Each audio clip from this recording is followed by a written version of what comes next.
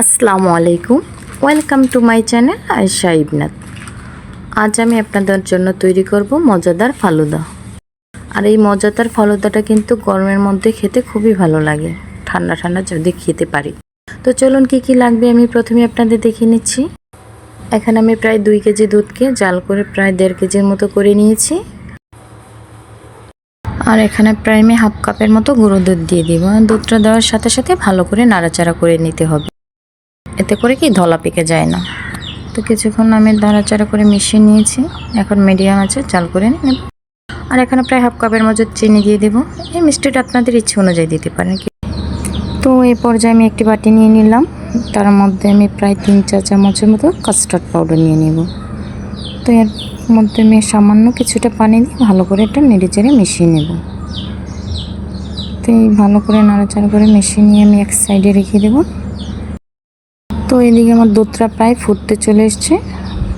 আর এদিকে আমি যে কাস্টার্ডের লিকুইডটা রেখেছি সেটা অল্প অল্প করে ঢালবো আর একটি চামচের সাহায্যে নাড়াচাড়া করব। অনবরতই নাড়তে থাকবো, এতে করে কি দুধটা ধলা পেকে যায় না। কাস্টার্ডের যে লিকুইডটা এটাকে ধলা পেকে যায়। তো বেশ কিছুক্ষণ জাল করে নেব আমি প্রায় 5 মিনিটের মতো।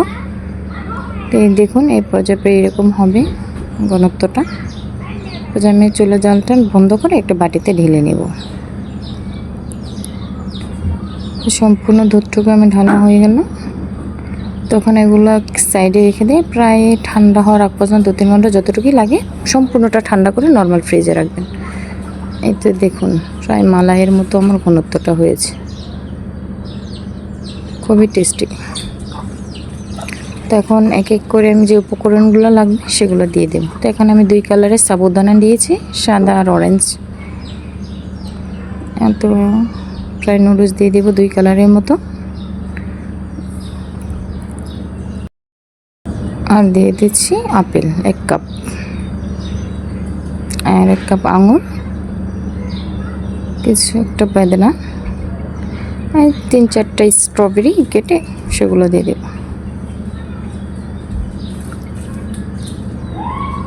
আর কলা 2টা বড় সাইজের কলা দিয়ে দিচ্ছি, আর কিছুটা জেলো দিয়ে দিলাম।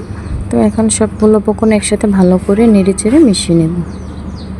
ভালো করে মেশাতে হবে। এই যে দেখুন আমার মেশানো প্রায় শেষ। তো এখন আমি 2টি গ্লাসে এটাকে পরিবেশন করে নেব। এই যে দেখুন এখন আমি উপর থেকে কিছুটা আইসক্রিম দিয়ে দেব। তো আমি এখানে কাপ আইসক্রিমটা ব্যবহার করেছি,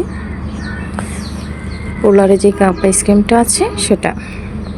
তো এই দেখুন মজাদার ফালুদা, গরমের মধ্যে কিন্তু জাস্ট জমে যাবে। এতক্ষণ আমার সাথে থাকার জন্য আপনাদের সকলকে অসংখ্য ধন্যবাদ। আর আমার রেসিপিটা যদি আপনাদের ভালো লেগে থাকে প্লিজ আমার চ্যানেলটাকে সাবস্ক্রাইব করে দিবেন আর একটি লাইক দিয়ে সাথে থাকবেন। আল্লাহ হাফিজ, ভালো থাকবেন, বাই।